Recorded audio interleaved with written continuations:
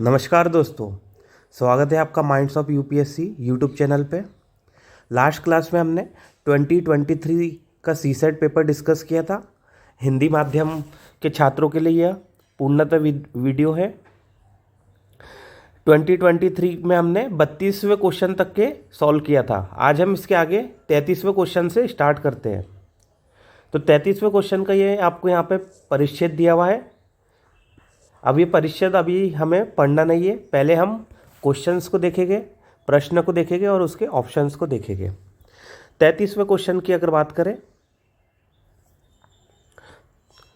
उपयुक्त परिच्छेद पर आधारित निम्नलिखित पूर्व धारणाएं बनाई गई है। ये पूर्व धारणाएं आपको पहले भी बताया था, जब पूर्व धारणाएं बनाते हैं तो आपको अपने आप को सेंटर पॉइंट मान के आप क्या सोचते, आपके दिमाग में क्या पॉइंट चलता, उसे आपको कंसिडर करते हुए चलना है। पहला पॉइंट है, जैविक खेती अंतर्निहित रूप से किसानों और उपभोक्ताओं दोनों के लिए असुरक्षित है। भाई, जैविक खेती को इंडिया प्रमोट कर रही है, अगर वो असुरक्षित रहती तो उसे इतना प्रमोट गवर्नमेंट नहीं करती, सरकार उसे आगे बढ़ाने के लिए कोशिश नहीं करती। तो ये असुरक्षित और वो भी अंतर्निहित। अंतर्निहित अगर इंग्लिश में वर्ड इसका मतलब होता है इनहेरेंट, कि उसका बेसिक नेचर यह है कि वह दोनों के लिए असुरक्षित है। बिल्कुल ये गलत बात है। ऑलरेडी आप जीएस के अंदर ये सब पढ़ते ही होंगे। सेकंड पॉइंट है, किसानों और उपभोक्ताओं को पर्यावरण हितैषी खाद्य पदार्थ के बारे में शिक्षित होने की ज़रूरत है। तो बिल्कुल अवेयरनेस, शिक्षा, ये सब जितने ज़्यादा शिक्षित होंगे उतना ज़्यादा व्यक्ति आगे बढ़ने के लिए अग्रसर होगा। तो इसीलिए शिक्षित होने की ज़रूरत है बिल्कुल। अगर आप भी पैसेज लिखते तो आप सोचते हैं हाँ शिक्षा होनी चाहिए और अवेयरनेस होनी चाहिए, लोगों को जागरूकता अलग अलग चीज़ों के बारे में होनी चाहिए। तो पर्यावरण हितैषी मतलब पर्यावरण की जो बात कर रहा है, ऐसे खाद्य पदार्थ के बारे में शिक्षित होने की ज़रूरत है। तो ये बिल्कुल सही पॉइंट है। तो देखिए, बिना पैसेज पढ़े हमने 33 क्वेश्चन का बी आंसर तक के आ गए। अगला प्रश्न देखते हैं, 34वां, निम्नलिखित कथनों में से कौन सा एक इस परिच्छेद के लेखक द्वारा व्यक्त सर्वाधिक युक्तियुक्त, तर्कसंगत और व्यवहारिक संदेश को सर्वोत्तम रूप से प्रतिबिंबित करता है। ये शायद आपको पहले भी बता चुका हूँ कि एक क्वेश्चन आता है सार वाला, तो ये सेम क्वेश्चन है। 70% के आसपास क्वेश्चन आपको सार से रिलेटेड ही देखने को मिलेंगे। पहला है, भारत में जैविक खेती को पारंपरिक खेती के स्थानापन्न के रूप में प्रोत्साहित नहीं किया जाना चाहिए। अभी देखो, प्रोत्साहित हो रहा है तो गवर्नमेंट को कह रही है कि आपको नहीं करना है। तो देखिए, ये थोड़ा सा एक अलग डायमेंशन में लेके जा रहा है। जो सरकार कर रही है उसको यहाँ पे विपरीत, उसके विपरीत बात हो रही है। तो ये थोड़ा सा आप कह सकते हो कि कोई आपको ये लॉजिक यहाँ पे थोड़ा सा कम देखने को मिल रहा है। जो हमारा जनरल नॉलेज है उसके विपरीत भी ये आपको ऑप्शन जाता हुआ दिख रहा है। बी ऑप्शन है, रासायनिक उर्वरकों के लिए कोई सुरक्षित जैविक विकल्प नहीं है। भाई, रासायनिक उर्वरकों का भी बहुत सारे जैविक आपके पास में विकल्प अभी आपको देखने को मिल जाएगी कहीं ना कहीं। इसीलिए तो बायो फर्टिलाइज़र, अगर आपने नाम सुना हो, बायो फर्टिलाइज़र, जैव फर्टिलाइज़र, जैविक फर्टिलाइज़र, तो भाई है अवेलेबल तो है मार्केट में। सी ऑप्शन देखिए, भारत में किसानों को उनकी जैविक खेती को धारणीय बनाने के लिए दिशा निर्देशन और सहायता की ज़रूरत है। धारणीय का मतलब होता है सस्टेनेबल, तो जो आज को भी हेल्प करे और आने वाले जो हमारा फ्यूचर जनरेशन है उनको भी हेल्प करे। तो अगर जैविक खेती को आपको सस्टेनेबल बनानी है तो बिल्कुल सहायता की ज़रूरत तो है। पॉइंट तो बिल्कुल सही दिख रहा है आपको। इसके बाद का देखते, जैविक खेती का लक्ष्य ढेर सारा लाभ प्राप्त करने के लिए नहीं होना चाहिए, क्योंकि अभी भी इसके उत्पादों के लिए कोई वैश्विक बाजार नहीं है। आज भी ऑर्गेनिक फार्मिंग जो करता है, ऑर्गेनिक प्रोडक्ट की, आप देखिए विदेशों में इंटरनेशनल लेवल पे बहुत ही ज़्यादा डिमांड रहती है। इंडिया से आप देखिए बहुत सारे जो प्रोडक्ट जाते हैं वो ऑर्गेनिक प्रोडक्ट का जाते हैं और उसकी बहुत अच्छी आप देखिए वैश्विक बाजार में डिमांड है। तो ये तो कह देना कि कोई डिमांड नहीं है, ये बिल्कुल इलॉजिकल स्टेटमेंट है।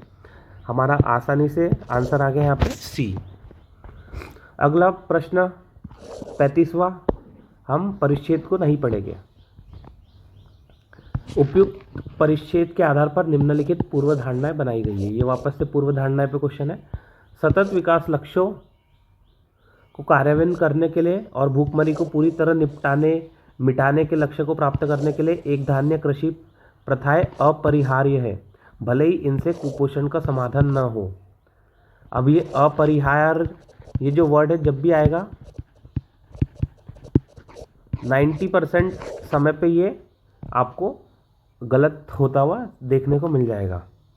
ये क्यों? इसीलिए क्योंकि एक बार उसका इंग्लिश में हम समझ लेते हैं। अपरिहार्य का मतलब होता है inevitable, even if they do not address mall nutrition. किसकी बात हो रही है? मोनोकल्चर एग्रीकल्चर की।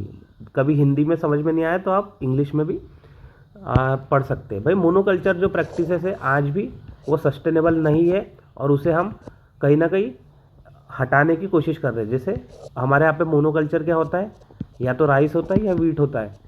तो हम आज मेज, मिलेट्स, ये वाली चीज़ों को प्रमोट करने की कोशिश कर रहे हैं। तो एक धान्य, तो पहली बात तो आपने पढ़ा हुआ है, एक धान्य किसी भी तरीके से अपरिहार्य नहीं है। तो पहला स्टेटमेंट आप हटा सकते हो, पहला आपने हटा दिया तो ए और डी तो आपके ऑलरेडी इस तरीके से चले गए। अब आपके पास बच रहा है बी, 2 और 3 और 3 और 4। तो हम 2 और 4 ऑप्शन को देखते हैं। अगर दूसरे ऑप्शन को देखें, कुछ ही फसलों पर निर्भरता से मानव स्वास्थ्य और पारिस्थितिक तंत्र के लिए नकारात्मक परिणाम होते हैं। बिल्कुल, अगर आप कुछ फसलों पर ही निर्भर रहोगे तो स्वास्थ्य और पारिस्थितिक तंत्र पर तो नेगेटिव इफेक्ट पड़ना ही है। इसीलिए तो डाइवर्सिफाई करने की बात हो रही है और मिलेट जैसे उत्पादों को बढ़ाने की बात हो रही है। तो सेकंड पॉइंट सही आ रहा है तो हमारे हिसाब से बी। लेकिन अभी पहले हमें तीसरा और चौथे को भी पढ़ना है। पूरा पढ़े बिना हम निष्कर्ष तक नहीं हमें पहुंचना है। तीसरा देखिए, खाद्य आयोजना विषयक सरकारी नीतियों में पोषण की सुरक्षा का समावेशन आवश्यक है। तो बिल्कुल तीसरा तो देखिए यहाँ पे दोनों में आ रहा है, तो तीसरा लगभग सही भी आपको देखने को मिल रहा है। चौथा पॉइंट देखिए, वर्तमान एक धान्य कृषि प्रथाओं के लिए किसान अनेक तरीकों से उपदान, सब्सिडी और सरकार द्वारा अनाजों के लिए दी जाने वाली लाभप्रद कीमतें प्राप्त करते हैं और इसलिए वे फसल विविधता पर विचार करने के लिए प्रवृत्त नहीं होते। तो देखिए ये पूर्व धारणा है, ये थोड़ा नेगेटिव टोन आपको डिनोट करते हुए दिख रही है, नकारात्मक, कि जो किसान है उनको सब्सिडी मिल जा रही है, ये मिल जा रही है, तो इसीलिए वो विचार नहीं कर रहे हैं ताकि जो फसल है वो विविधता हो जाए। तो पूर्व धारणाएं जो रहे यहाँ पे आपको सेकंड और फोर्थ में देखेंगे तो फोर्थ वाला नेगेटिव टोन ले जा रहा है किसानों को, और जनरलाइज उन्होंने बात कर दी कि हर किसान की सोच ऐसी है। अब जरूरी नहीं है कि हर किसान की सोच ऐसी हो, और ये किसानों को नकारात्मक लाइट में पेश कर रहा है। इसलिए हमेशा ये बात हमें याद रखनी है कि जहाँ पे भी किसान हो और भारत के अन्य लोग, डिपार्टमेंट, गवर्नमेंट, इनको पॉजिटिव लाइट में ही शो करता है। यूपीएससी जनरली नेगेटिव लाइट में नहीं शो करता है। तो दूसरा और तीसरे में तो कोई हमें दिक्कत थी ही नहीं। ये बी आंसर हमारा डायरेक्ट यहाँ पे पहले आ चुका है। अगला क्वेश्चन देखते हैं। अगला क्वेश्चन यहाँ पे आ गया, देखिए परिच्छेद, छोटा सा परिच्छेद है लेकिन 1-8 मिनट तो लग ही जाएगा पढ़ते पढ़ते। अभी हम एग्ज़ाम में भी इसी तरीके से करेंगे, बिना पढ़े पैसेज पढ़े सेम, क्योंकि हम पीवाईक्यू एनालिसिस कर रहे हैं। आप धीरे धीरे पीवाईक्यू एनालिसिस करोगे तो आप भी ये वाला पैटर्न, पैसेज को बिना पढ़े, परिच्छेद को बिना पढ़े कैसे सॉल्व कर सकते हैं वो आप अच्छे तरीके से सीख जाओगे। उपयुक्त परिच्छेद के संदर्भ में पूर्व धारणाएं क्या क्या बनाई गई है देखते हैं। भूमंडलीय तापन के कारण वसंत पहले आने लगा है और अधिक लंबे समय तक रहता है।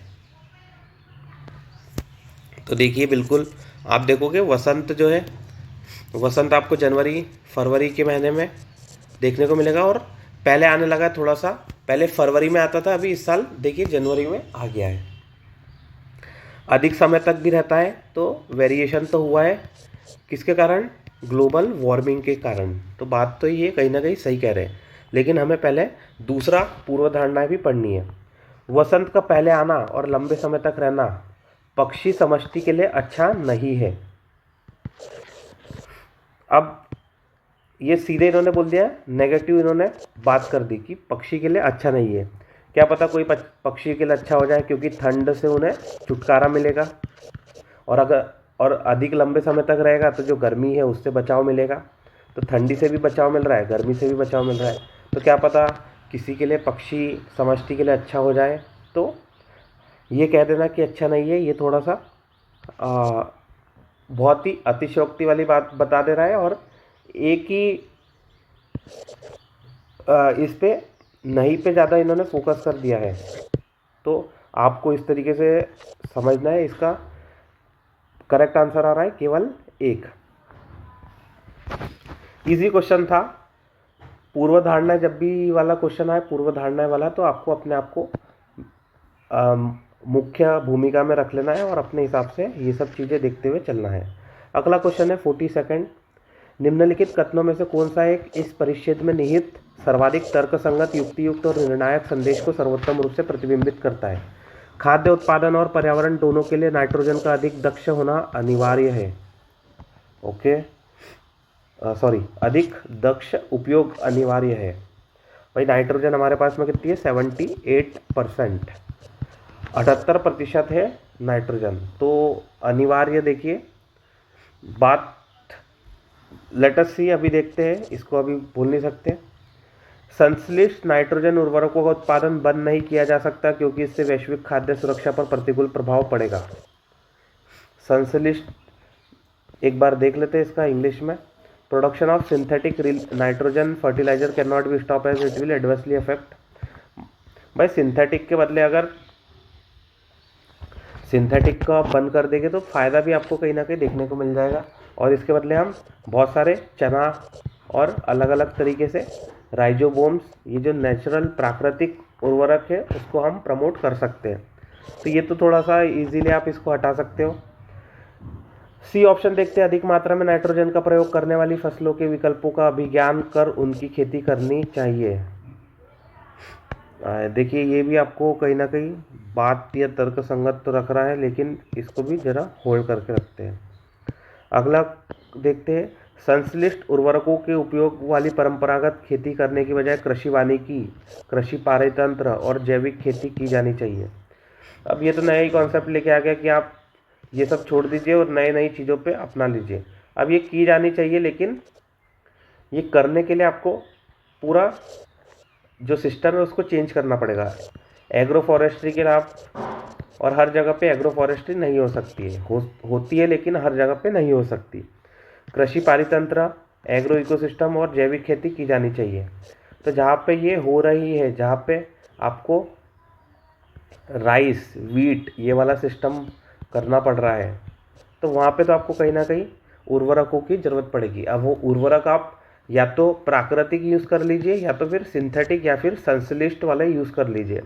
तो हमारा जो फोकस होना चाहिए वो संश्लिष्ट को कम करने पर होना चाहिए, ना कि पूरा हटा ही देने पर। कम करने पर जो NPK का रेशियो आपको पता है वो बहुत ज़्यादा बढ़ चुका है, वो होना चाहिए 1, 2 और 4 का उसका रेशियो अनुपात होना चाहिए। तो हमारा ये अनुपात में अगर हम काम करेंगे तो बहुत अच्छी बात है। तो ये तो बिल्कुल डी वाला देखिए आप इजीली आप हटा सकते हो। अब ए और सी के बीच में कन्फ्यूजन है, तो इसके लिए हम एक बार इंग्लिश वाले को पढ़ लेंगे। An enhance efficiency of use of nitrogen is imperative for both food production and environment. तो एफिशिएंसी को बढ़ाने वाले की बात हो रही है। और सेकंड सी में जो बात हो रही है वो है alternative to crop that receive that require excess of nitrogen should be identified and cultivated. यहाँ पे बता रहा है अल्टरनेटिव टू क्रॉप्स जो रिक्वायर्ड करती है नाइट्रोजन, उनको आइडेंटिफाई कर देना चाहिए और उनको कल्टीवेट करना चाहिए।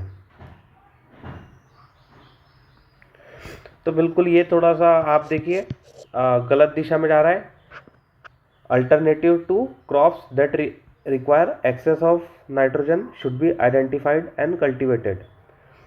तो मान लीजिए अब वीट और राइस सिस्टम है, तो हम क्या इसके बदले सिर्फ चना ही लगा दें, इनको पूरा रिप्लेस करके? नहीं, हमें दोनों चीज़ों के साथ में ऐड ऑन करना है, हमें ये रिप्लेस नहीं करना है। मतलब समझ रहे हैं? शुड बी आइडेंटिफाइड और अल्टरनेटिव की तरफ के बदले हमें फोकस करना है, दोनों को साथ में लेते हुए चलने की बात है। और मेन यहाँ पे देखिए, यहाँ पे तो क्या कह रहा है, क्रॉप की मुख्य भूमिका में यूज़ हो रहा है। लेकिन अगर आप ऑप्शन पहले को देखोगे तो यहाँ पे नाइट्रोजन को मुख्य भूमिका के अंदर रखा गया है।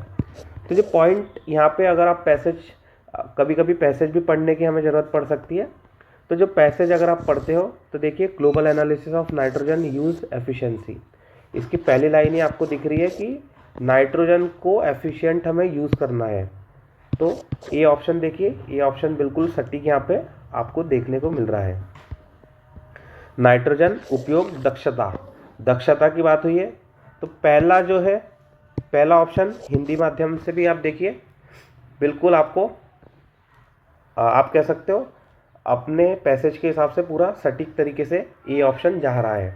यहाँ पे सी में क्या बात कर दी इन्होंने, अधिक मात्रा में नाइट्रोजन का प्रयोग करने वाली फसलों के विकल्पों का अभिज्ञान कर उनकी खेती करना चाहिए। तो ये थोड़ा सा ऐसा है कि जो प्रेजेंट वाला सिस्टम है उसको पूरी तरीके से हटा दो और दूसरे वाले को लेके आ जाओ। तो इसीलिए नाइट्रोजन यूज़ एफिशिएंसी, नाइट्रोजन का जो यूज़ है उसे हमें कंट्रोल करना है। पहले आपको अभी भी बता चुका हूँ मैं, 1:2:4 वाले रेशियो को हमें मेंटेन करना है। वो मेंटेन कैसे होगा, जब आप उसके अंदर दक्षता लाओगे। ठीक है, आपको थोड़ा सा कॉम्प्लेक्स लगा होगा क्वेश्चन, लेकिन इतना नहीं है। अगर आप पैसेज एक आध बार कभी कभी आपको ज़रूरत पड़ जाती है तो पैसेज पढ़ने में हमें कोई बुराई नहीं है। पैसेज पढ़े तो इजीली हमारा, हम विदाउट पैसेज आंसर लेके आ सकते हैं, तो पैसेज पढ़ने के बाद तो इजीली हमारे आंसर आ ही जाएंगे। निम्नलिखित कथनों में से कौन सा इस परिच्छेद में सर्वाधिक युक्तियुक्त, तर्कसंगत और निर्णायक संदेश को सर्वोत्तम रूप से प्रतिबिंबित करता है? जलवायु न्याय सभी नई जलवायु करारों और समझौतों के नियमों के विस्तार से बसा हुआ होना चाहिए। ओके, क्या बात हो रही है, जलवायु न्याय, इसको कहा जाता है क्लाइमेट जस्टिस। अब देखिए, जहाँ पे भी ये सब क्लाइमेट जस्टिस, वेलफेयर, सस्टेनेबल, ये सब वर्ड आते हैं तो वो जनरली सही रहता है और थोड़ा सा ब्रॉड डायमेंशन वो कवर करता है। इसीलिए ये सब चीज़ें यूपीएससी क्वेश्चनों में देता है, अगर ऑप्शंस में देता है तो उसके सही होने के ज़्यादा चांस रहते हैं। बी ऑप्शन की बात करें, पर्यावरणीय संसाधन पूरे विश्व में असमान रूप से वितरित है और उसका दोहन हुआ है। तो भाई ये कोई सार या संदेश नहीं है, ये आप कह सकते हो कोई फैक्ट है या फिर इन्होंने तथ्य यहाँ पे प्रस्तुत किया है। ये कोई सार आपको देखने को नहीं मिलेगा जहाँ पे तर्क है या फिर निर्णायक संदेश कोई हुआ है। अब भाई निर्णायक संदेश क्या है कि हमें जलवायु न्याय पर फोकस करना है। तो ये ए वाला देखिए थोड़ा सा आपको लॉजिक लगेगा, सी वाले में कोई, बी वाले में कोई लॉजिक आपको देखने को नहीं मिल रहा है। सी वाले की बात करें, बृहत संख्या में जलवायु परिवर्तन के शिकार लोगों, जलवायु शरणार्थियों की समस्याओं का निपटारा करने का एक आसन्न मुद्दा सामने है। तो देखिए ये भी एक आपको थोड़ा सा लॉजिकल लग सकता है। बृहत संख्या में जलवायु परिवर्तन के शिकार लोगों, जलवायु शरणार्थियों की समस्या का निपटारा करने का एक आसन्न मुद्दा हमारे सामने है। तो ये किसकी बात हो रही है यहाँ पे, जलवायु के जो शरणार्थी है। ठीक है, अब अगला ऑप्शन देखते हैं, डी, जलवायु परिवर्तन सभी अभिप्रायों में अधिकतर विकसित देशों के कारण हुए हैं और इसलिए इसके भार वहन का उनका अंश अपेक्षाकृत अधिक होना चाहिए। तो देखिए ये भी आपको कहीं ना कहीं तथ्य या फिर आप कह सकते हो यहाँ पे आप ये भी कह सकते हो कि तर्क भी है, तथ्य भी है, दोनों चीज़ें यहाँ पे डी के अंदर आ रही है। तो अब ऐसे के अंदर हमें ऑप्शन अगर ऐसे कंफ्यूजिंग रहे, ऐसे कठिन रहे, तो इस समय हम परिच्छेद को भी पढ़ सकते हैं। तो देखिए, पर्यावरण विषयक शब्दावली में धारणीय जीवन शैली और साथ साथ में जलवायु न्याय को महत्वपूर्ण सिद्धांतों के रूप में माना जाता है। दोनों सिद्धांतों राष्ट्रों के बीच में सर्वसम्मति नहीं बना पाए हैं। तो बिल्कुल ये जहाँ पे आप अगर पैसेज पढ़ोगे तो पूरी जो बात हो रही है वो धारणीय विकास मतलब सस्टेनेबल जो जीवन शैली है उसके साथ में क्लाइमेट जस्टिस, दोनों को हमें महत्वपूर्ण सिद्धांत है और उन्हें माना जाना चाहिए। तो ए वाला ऑप्शन देखिए करेक्ट यहाँ पे आपके सामने बैठ रहा है। यहाँ पे देखिए जो दो मुद्दे थे, सस्टेनेबल डेवलपमेंट और क्लाइमेट जस्टिस, दोनों मुद्दे में से कोई भी सी ऑप्शन के अंदर नहीं कवर हुआ है और डी ऑप्शन के अंदर भी नहीं कवर हुआ है। यहाँ पे उन्होंने सार पूछा था, तथ्य वगैरह नहीं पूछे थे। ये बात आपको कहीं ना कहीं देखने को तो सही मिलेगी, डी ऑप्शन भी सही मिलेगा, लेकिन आपको पूरे पैसेज का मर्म क्या है, उसका सेंटर पॉइंट क्या है, उसका सार क्या है, वो हमें ध्यान रखना है। तो सार यही है कि हमें ये सब जो जलवायु करार हो रहे हैं उसके अंदर जलवायु न्याय की बात हमें ध्यान में रखना चाहिए।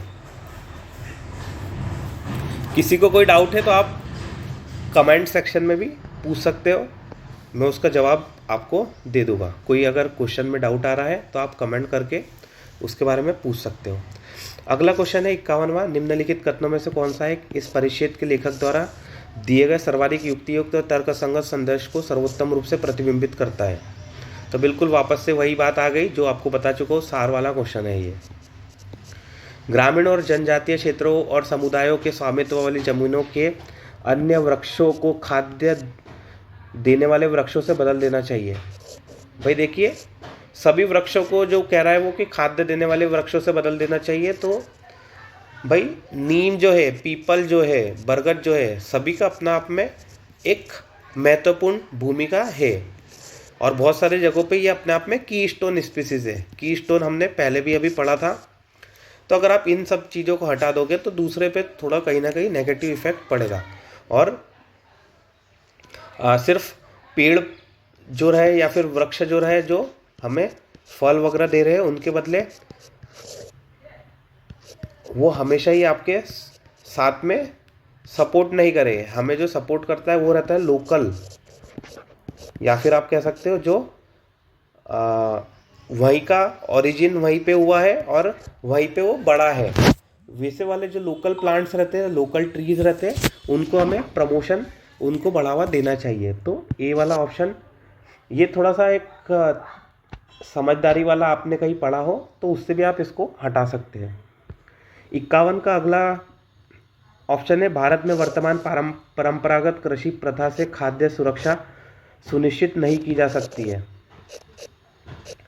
अब ये देखिए, आपको नई वाला मैंने बताया था, नई वाला जनरली यूपीएससी को नई वर्ड पसंद नहीं है। नई उसकी डिक्शनरी पे आपको बहुत ही कम जगह पे देखने को मिलेगा। जब नई वाला यूज़ होता है तो थोड़ा कहीं ना कहीं वो नई 2 बार नई यूज़ करके उसको करेक्ट करने की कोशिश करता है। आने वाले सेशन में जब होगा तो मैं आपको बताऊंगा। अभी तो देखिए, ये खाद्य सुरक्षा सुनिश्चित नहीं की जा सकती है। भाई कोशिश तो हो ही सकती है, नहीं कर देना, सिर्फ नहीं कह देना, ये थोड़ा सा डायरेक्ट आप सीधे किसी को भी मना कर दे रहे हो। भारत में गरीबों की मदद के लिए बंजर भूमियों और निम्नीकृत क्षेत्रों को कृषि वानिकी पद्धतियों में बदल देना चाहिए। अब देखिए, पूरे गरीबों की मदद के लिए बंजर भूमियों और निम्नीकृत क्षेत्रों को कृषि वानिकी पद्धतियों में बदल देना चाहिए।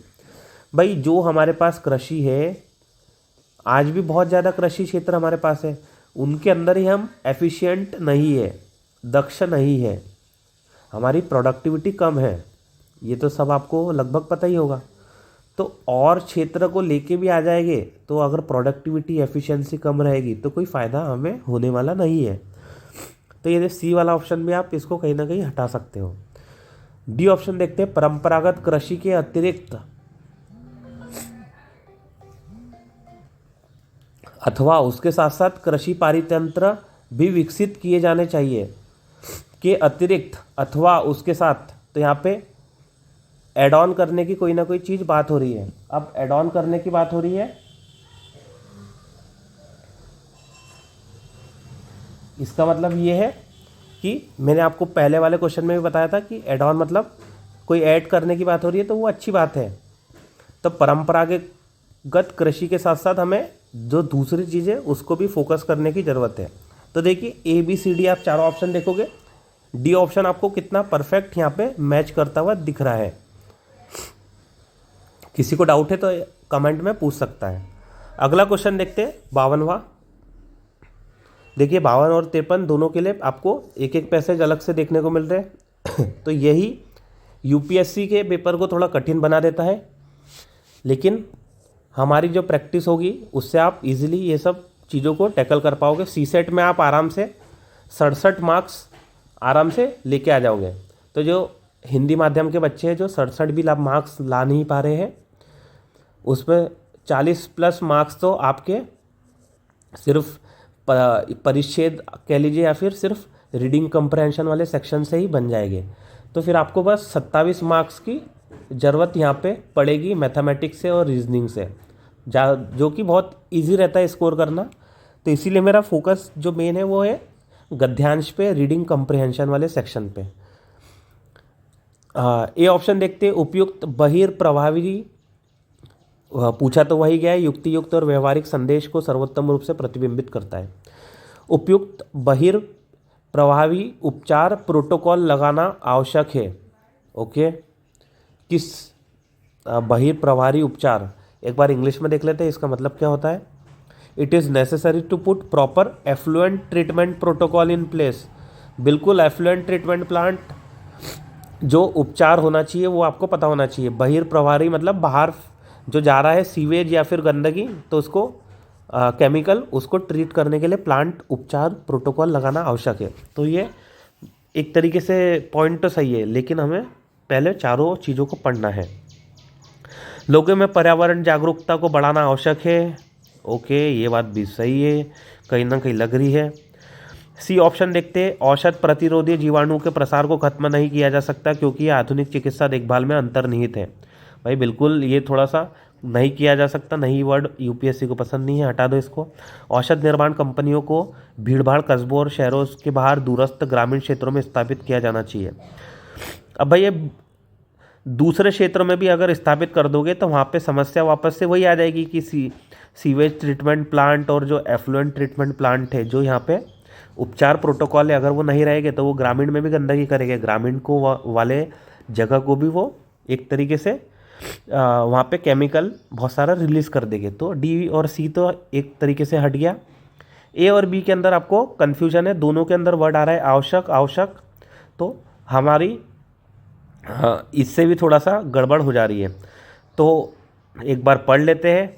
प्रतिजैविकों के दुरुपयोग उपयोग और सेवन के बारे में जागरूकता आम जानकारी नहीं है, जैसे कि मुर्गियों के प्रति जैविक खिलाने का क्या असर होता है। प्रतिजैविक निर्माता अपने अपशिष्ट को उपचारित न कराने से पर्यावरण पर जो असर होते हैं उनके विषय में अभी तक कुछ भी विस्तार या गंभीरता से कम चर्चा हुई है। फैक्ट्रियों से होने वाले प्रदूषण औषध प्रतियोगिता संक्रमण को बढ़ा रहा है।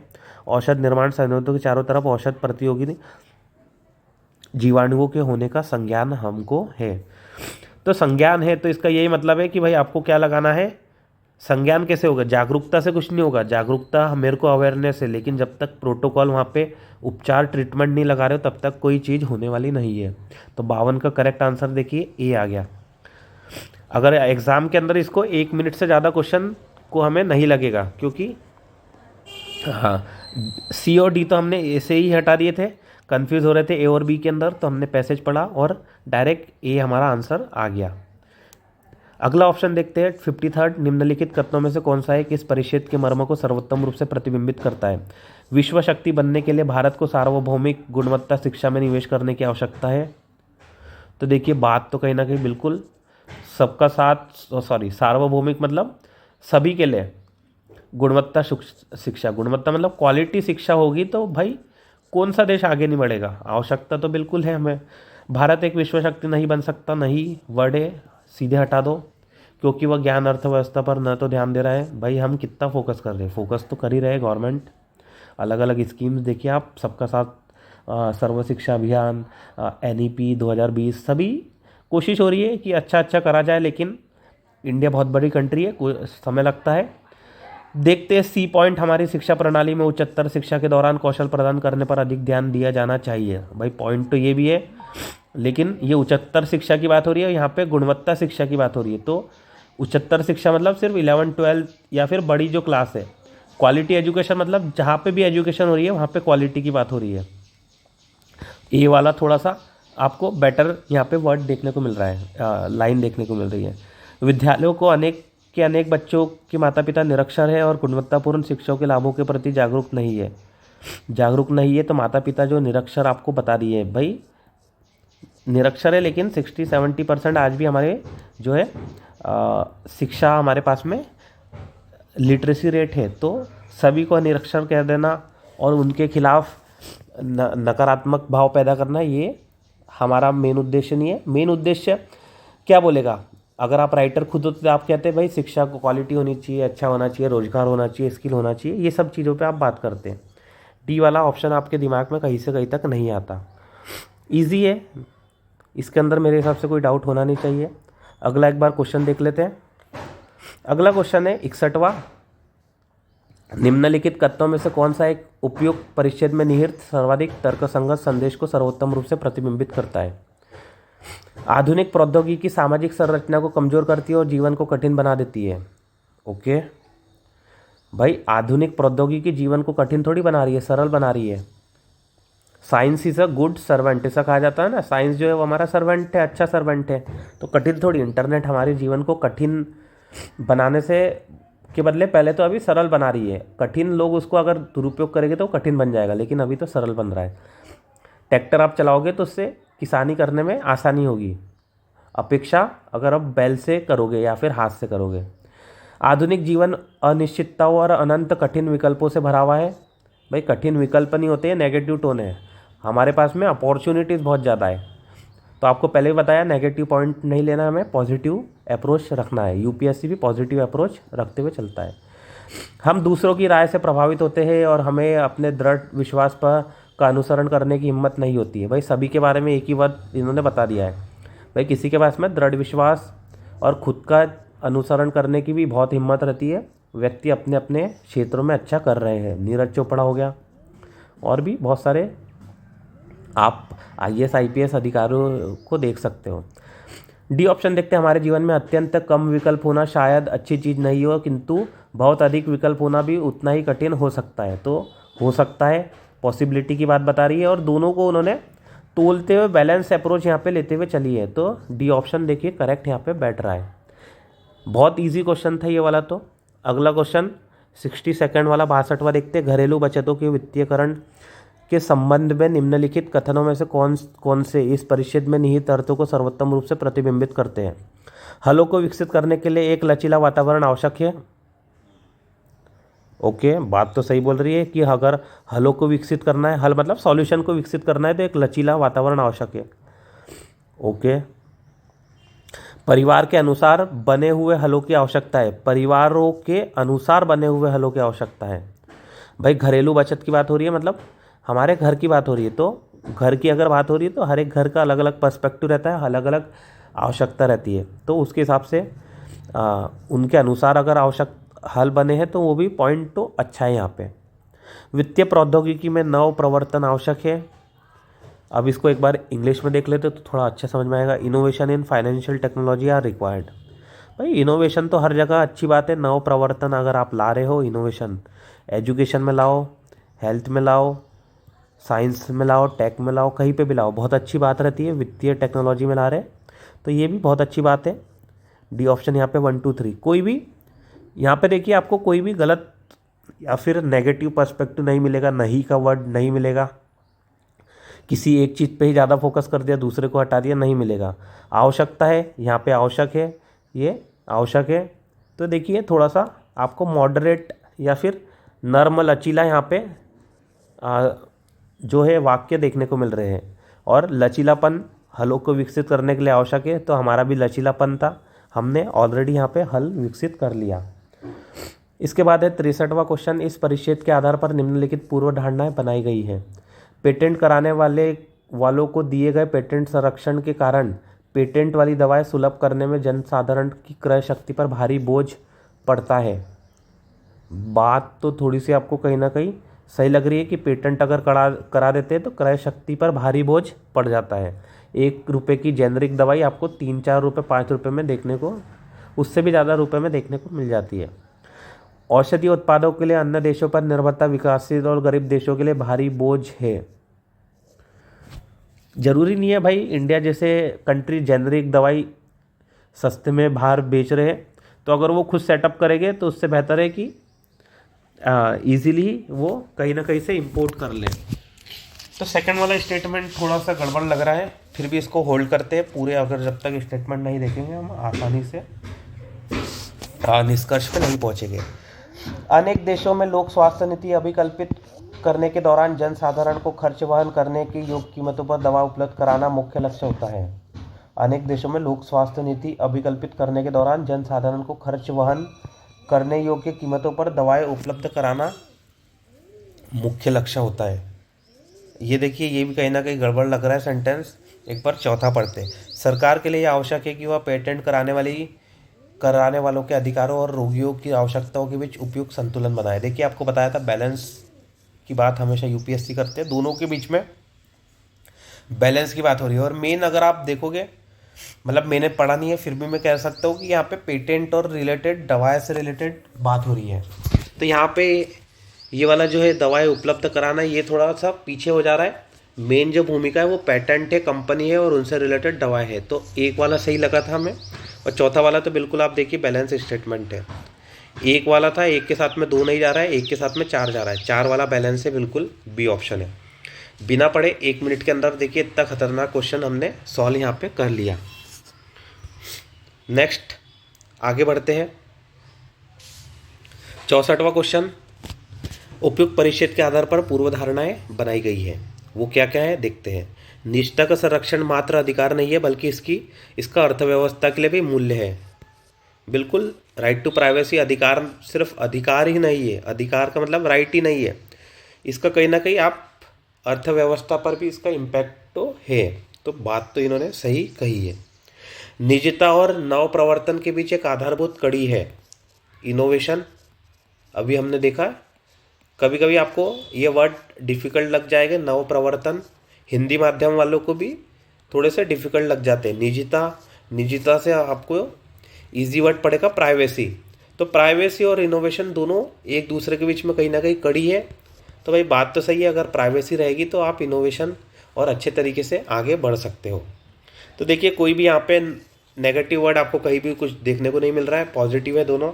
और अगर आप अपने आप को सेंटर पॉइंट रख के चलोगे तो बिल्कुल आप देखोगे ना, वो प्राइवेसी आप सोचोगे प्राइवेसी अगर रहेगी तो इनोवेशन अच्छा हो जाएगा। इसके साथ में प्राइवेसी सिर्फ अधिकार ही नहीं है, इसके बहुत सारे आपको अलग अलग इम्पैक्ट भी देखने को मिलेंगे। आपको पहले बता चुका हूँ मैं अनेकांतवाद वाला कॉन्सेप्ट, तो यहाँ पे बिल्कुल सटीक बैठ रहा है। अगला क्वेश्चन देखते हैं। 71वां क्वेश्चन है 71। इस परिच्छेद के लेखक क्या कहना चाहता है उसे निम्नलिखित। बिल्कुल वही है, सार की बात हो रही है। स्कूल कॉलेजों में नामांकन उच्च है, लेकिन शिक्षा में गुणवत्ता का अभाव है। बात तो इन्होंने सही बोली है, लेकिन नेगेटिव टोन ये लेके आ गए हैं। अब शिक्षा में गुणवत्ता का अभाव है, लेकिन हर जगह पे नहीं है, कहीं कहीं पे आप देखिए बहुत अच्छे कॉलेज भी है, वहाँ पे स्कूल है, वहाँ पे गुणवत्ता IITs वगैरह है। तो कॉलेजों में कॉलेज की भी बात हो रही है, तो कॉलेज में IITs वगैरह भी आएंगे, IISc IITs, वहाँ पे तो गुणवत्ता अच्छी है, बाहर से लोग आ रहे हैं। बेरोजगारी को युवा भारतीयों में निश्चित रूप से बढ़ती हुई शिक्षा और आकांक्षाओं के फलन के रूप में देखा जाना चाहिए। अब देखिए यहाँ पे 3 कॉन्सेप्ट लेके आ गए, बेरोजगारी, शिक्षा और आकांक्षा। तो ये थोड़ा सा सही लग रहा है, पहला वाला तो गलत हो गया। नेगेटिव टोन भी यहाँ पे नहीं देखने को मिल रही है, थोड़ा सा एक लॉजिकल आर्गुमेंट लग रहा है हमें। विशाल संख्या में बेरोजगार लोगों को समायोजित करने के लिए कोई श्रम गहनता वाले उद्योग नहीं है। ये हमारे पास में टेक्सटाइल है, एग्रीकल्चर है, कंस्ट्रक्शन है, लेकिन पॉपुलेशन हमारी बहुत ही ज़्यादा है, इसीलिए गड़बड़ होती है।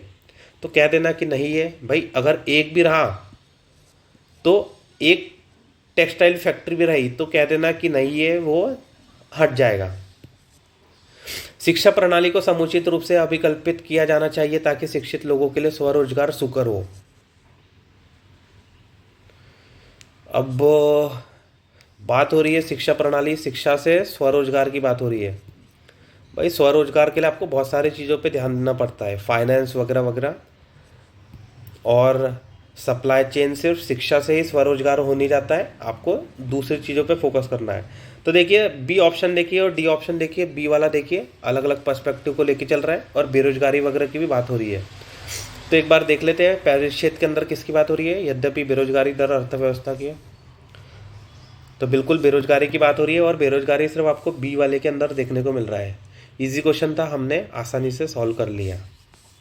मैं थोड़ा फास्ट चल रहा हूँ, लेकिन इजी क्वेश्चन है तो फास्ट आप आसानी से अगर चाहो पॉज करके देख सकते हो। निम्नलिखित कथनों में से कौन सा एक परिच्छेद, ये देखिए पैसेज आपको दिया हुआ है, यहाँ पे पॉज करिए, पैसेज एक बार देखिए। सर्वाधिक तार्किक से में सार की बात यहाँ पे हो रही है। अभी इतना हमने डेवलप कर लिया है कि अब हम पैसेज भी जो क्वेश्चन है वह भी नहीं पढ़ रहे, सीधा हमें पता है सार की बात यहाँ पे पूछी होगी। आधुनिक राजमर्मज्ञों को वैज्ञानिक पद्धति और दार्शनिक चिंतन में भलीभांति प्रशिक्षण होने की आवश्यकता है ताकि उन्हें अपनी भूमिका और दायित्व व लक्ष्यों को बेहतर परिप्रेक्ष्य मिल सके। ओके, ठीक है, सही लग रहा है। तो देखते हैं। यह वांछनीय नहीं है कि सरकारें अनुभव सिद्ध राजमर्मज्ञों द्वारा प्रबंधित हो जब तक कि दूसरे ऐसे लोग भी उसमें न मिले जिनमें ज्ञान प्राप्ति की अभिवृत्ति हो और जिनसे बुद्धिमत्ता प्रतिबिंबित होती हो। अब यहाँ पे आपको लग रहा है नहीं वर्ड आया, लेकिन ये नहीं वर्ड अलग सेंस में। यूपीएससी नहीं वर्ड मतलब नेगेटिव टोन।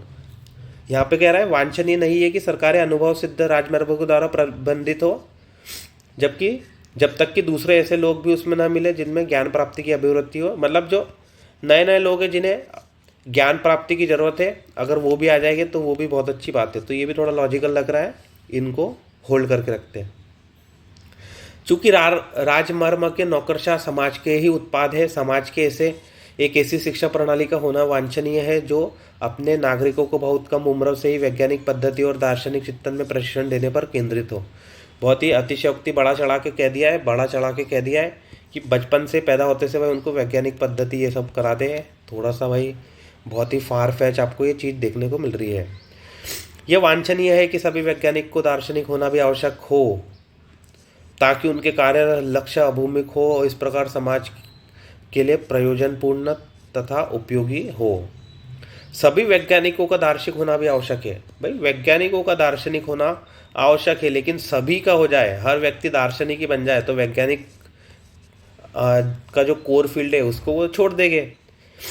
थोड़ा सा वैज्ञानिकों को दार्शनिक टेंडेंसी होनी चाहिए, लेकिन सभी दार्शनिक हो, ये थोड़ी सी यार जनरलाइज करने वाली बात कह दे रहे हैं। तो कहीं ना कहीं अतिशयोक्ति वाला नेचर आपको देखने को मिल रहा है। एक बार इंग्लिश वाले को समझिएगा तो थोड़ा इजी हमें हो जाएगा। इंग्लिश वाले देखिए, हिंदी वालों को थोड़ा कहीं कहीं पे इंग्लिश वाले पैसेज पढ़ सकते हैं। Modern statement need to be well trained in scientific method and philosophical thinking to enable them to have a better perspective of their roles, responsibilities and goals. अब भाई साइंटिफिक मेथड की बात हो रही है, फिलोसॉफिकल थिंकिंग की बात हो रही है, ठीक है। एक बी ऑप्शन की बात करते हैं, it is not desirable to have government manage by empirical statement unless well mix with other who are grounded in learning and reflect wisdom. देखिए बी वाला कितना अच्छा दिख रहा है आपको, पॉजिटिव वर्ड यहाँ पे विजडम आ गया है, लर्निंग की बात हो रही है। और यहाँ पे पहले में साइंटिफिक मेथड और फिलोसॉफिकल थिंकिंग की बात हुई, लेकिन एथिकल माइंडसेट आपको रोल्स और रिस्पॉन्सिबिलिटीज़ के बारे में ज़्यादा आपको कंसिडर कराता है। सिर्फ पढ़ा देने से आप नहीं कर सकते हो, अगर ट्रेनिंग ही मिल जाएगी तो सब कुछ नहीं होगा। आपको गवर्नमेंट जो मैनेज हो रही है एम्पिरिकल स्टेटमेंट, यहाँ पे देखिए मॉडर्न स्टेटमेंट और यहाँ पे यूज़ हुआ है एम्पिरिकल स्टेटमेंट, दोनों के अंदर बहुत अंतर है। एम्पिरिकल मतलब जो एविडेंस के बेसिस पे काम करता है, तो जो एविडेंस के बेस पे काम करता है उसके साथ में आपको एक विजडम वाले और ग्राउंडेड वाले लोगों की भी आवश्यकता है। तो मेरे हिसाब से ए और बी के बीच में अगर कन्फ्यूजन है तो बी के साथ में आपको जाना चाहिए। अगर कोई गड़बड़ हो रही है तो आप पैसेज पढ़ के ये निकाल सकते हो। बी पैसेज पढ़ने के बाद तो बहुत इजी हो जाता है ये कि क्या इसके अंदर होना चाहिए।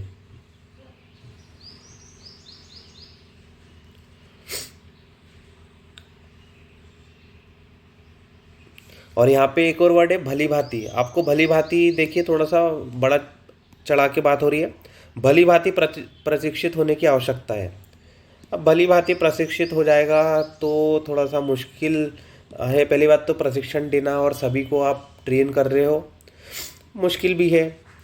लेकिन यहाँ पे देखिए थोड़ा सा अगर ज्ञान प्राप्ति की अभिवृत्ति हो, भले ही अभी ट्रेन नहीं हुआ है लेकिन अभिवृत्ति है, तो वह कहीं ना कहीं कुछ अच्छा करने की कोशिश यहाँ पे सरकार के अंदर करेंगे।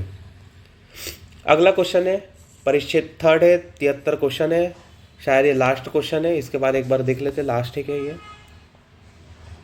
बिल्कुल अंतिम क्वेश्चन आपकी स्क्रीन पर ये रहा। पैसेज पढ़िए और क्वेश्चन ये है, उपयुक्त परिच्छेद के आधार पर निम्नलिखित पदों में से कौन सा एक राज्य के परम लक्ष्य को सर्वोत्तम रूप से व्यक्त करता है? राज्य के परम लक्ष्य को व्यक्ति सुरक्षा, शरीर और मन का स्वास्थ्य, सामुदायिक समरसता और स्वतंत्रता। बताइए राज्य का प्रमुख लक्ष्य क्या है? एक बार इंग्लिश में देखेंगे तो इजी आ जाएगा। पर्सनल सेफ्टी, भाई सेफ्टी तो नहीं रहती है। Health of body and mind, communal harmony और लिबर्टी। तो इसमें कोई दो राय नहीं है, लिबर्टी सबसे प्रमुख है। Liberty, equality and fraternity. तो सबसे पहला आता है लिबर्टी। तो लिबर्टी होना बहुत आवश्यक है। स्वतंत्रता ही सबसे महत्वपूर्ण है। स्वतंत्रता होगी तो फिर सब चीज़ें आएगी, स्वतंत्रता नहीं है तो कुछ भी नहीं आपके पास में आएगा। ये तो पैसेज पढ़े बिना ही हम डायरेक्ट 10 सेकंड के अंदर इसका आंसर हमने निकाल लिया। ठीक है, आज का सेशन को यहीं एंड करते हैं। हमने 2023 का ये सेकंड पार्ट था। यहाँ पे हमने इजीली लगभग 90% क्वेश्चन बिना पैसेज पढ़े देख लिए। अगर कभी डाउट हुआ तो हमने पैसेज को भी देखा है, परिच्छेद को भी देखा है। इसमें कोई बुराई नहीं है कि हम परिच्छेद को इग्नोर करते, जहाँ पे हमें लग रहा है हम वहाँ पे देख सकते हैं। ठीक है, आज का सेशन यही एंड करते हैं। अगली क्लास में 2022 वाला हम सीसेट का पेपर डिस्कस करेंगे। सीसेट के अंदर मेनली हमारा जो पार्ट है वो है आरसी। थैंक यू सभी को। किसी को डाउट है तो क्वेश्चन कमेंट आप कर सकते हो, क्वेश्चन पूछ सकते हो, मैं आपका जवाब दे दूंगा। आज की क्लास यहीं पे एंड हो रही है। थैंक यू सभी को।